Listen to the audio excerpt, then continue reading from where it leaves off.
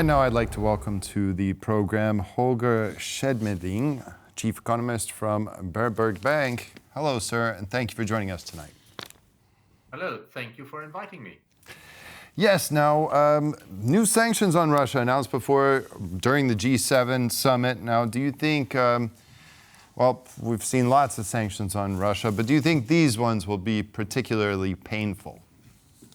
I don't think that these ones will be particularly painful in the sense of being far more painful than the sanctions before. Having said that, they add to the weight of sanctions, and all sanctions, I would say, help a little bit to weaken the Russian economy, to weaken the Russian war machine. So yes, this is another, not a big, but another step in the right direction. So you touched upon this only a second ago, but I would like to take a deeper dive into the subject of how would you assess the impact of these sanctions that were introduced so far. Only earlier today with Mark Steele, we spoke about how there were about 14 sets of sanctions for in Europe alone when it comes to Russia. How successful they were? What do you assess it? Well, and I'd just like to add a little bit of context from our understanding. If you look at the trade figures between Russia and Europe, they haven't been diminished all that much. There's still a lot of trade going on. There is still significant trade going, but this trade is diminished. The EU is getting significantly less energy out of Russia than before. The EU is exporting far less to Russia than before. Yes, many of the sanctions are kind of circumvented. The drop in exports to Russia is not, say, like 80% that we see in many national figures, but probably more like 40 to 50%. But because the sanctions need to be circumvented, say by going through countries like Turkmenistan, through Turkey, this makes it far more expensive for Russia to get from the West what it wants. The sanctions, all in all, for an economy that's as big as Russia, that still has as many reserves as Russia, that has a lot of raw materials to sell as Russia. Sanctions cannot immediately cripple such an economy, but they make it more expensive for Russia to wage its war. I would say these sanctions are a slow poison, but they are a poison.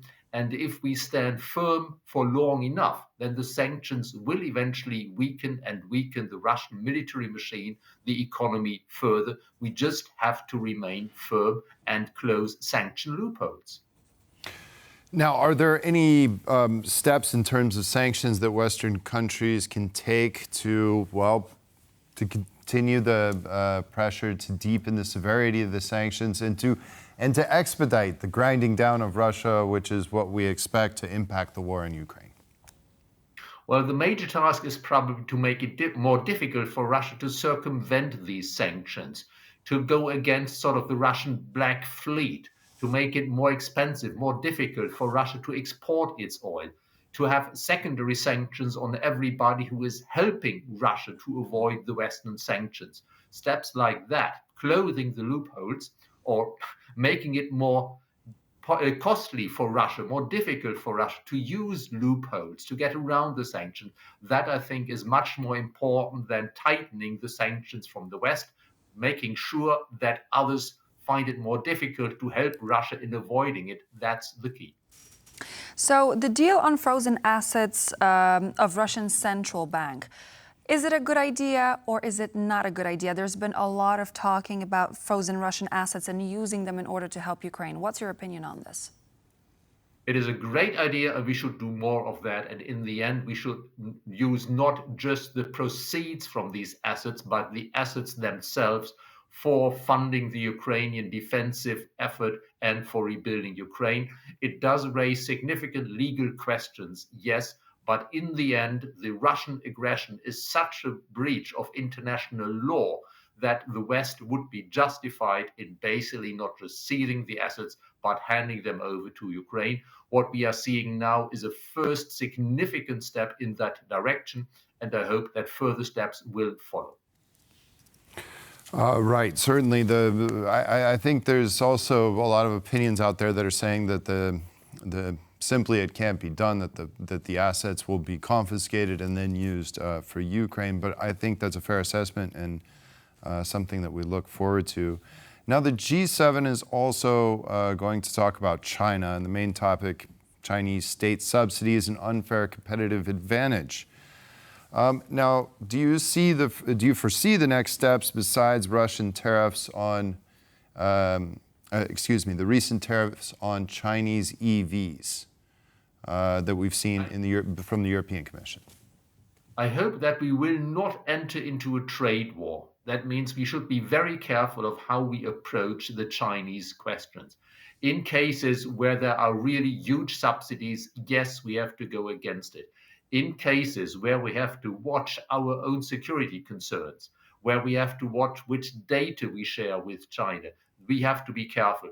But if it comes down in some cases to just say, okay, China is exporting some stuff very cheaply, we can use it, and it's not of any security concern, such as, for instance, solar panels, then I would say, okay, let's buy them from China cheaply. That helps us save money, which we can spend on other things. So the answer is we should not start a trade war. We should not, in general, say that all cheap imports from China are bad.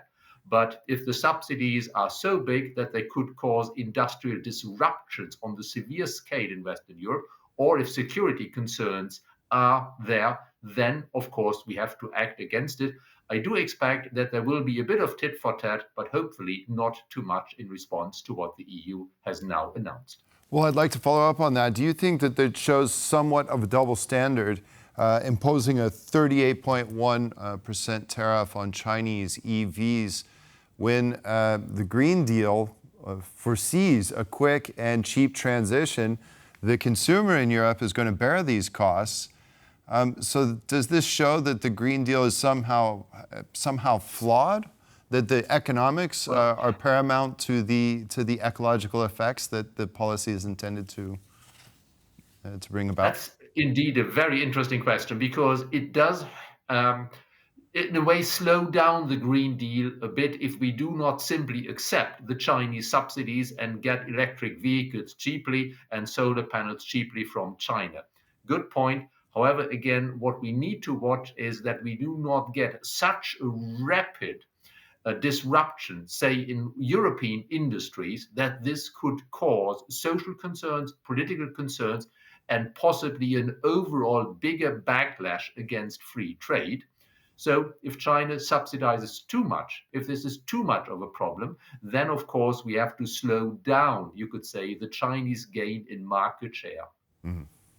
I would like to go into the subject of trade war. We know that that the UK and Europe are also trying to kind of prop up the strategic sectors. They're trying to target these sectors, for example, let's say chip manufacturing, with subsidies. Do you think that, you mentioned trade war, but do you think we're sort of delving into the subsidies era, so to speak?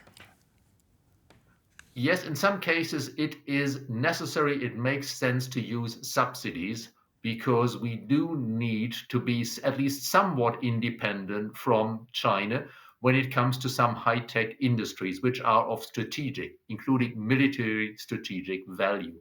However, where we should be much more careful is that we do not have a subsidies race within Europe, that one country offers 5 billion, the next country within Europe offers 6 billion. It suffices if somewhere in the EU, not in any particular nation, there are these facilities. So what we do need to some extent is a return to more European subsidy controls. Yes, we do need subsidies in some cases to make sure that crucial stuff is to some extent produced locally, but locally means within the EU. It does not and should not mean within any particular nation. Mm-hmm. And how do you regulate that when you're trying to focus more on the subsidies market within the EU?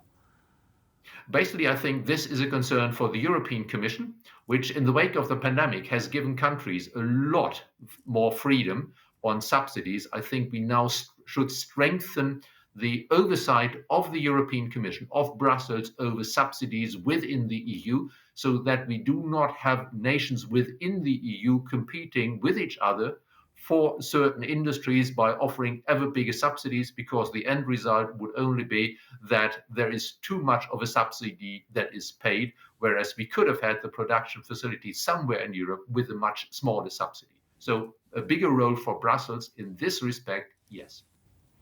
Final question for you, sir. Also on the agenda, G7 is an accord on a global minimum tax on multinationals. Is this a good idea? It is a good idea if it indeed is a minimum tax. That is, if the tax rate is not too high. And at the moment, the plans are for a tax rate that I would consider acceptable. So I do find it a good idea. Which is, which is?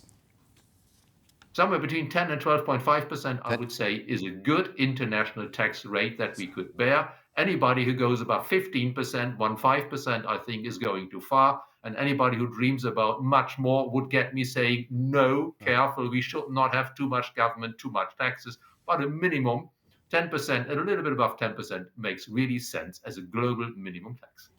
Holger Schmieding, a chief economist at the Berenberg Bank, thank you so much for joining and for your invaluable insight. Thank you. A pleasure. Thank you. And now we're going to take a quick break, but we'll be right back, so stay with us.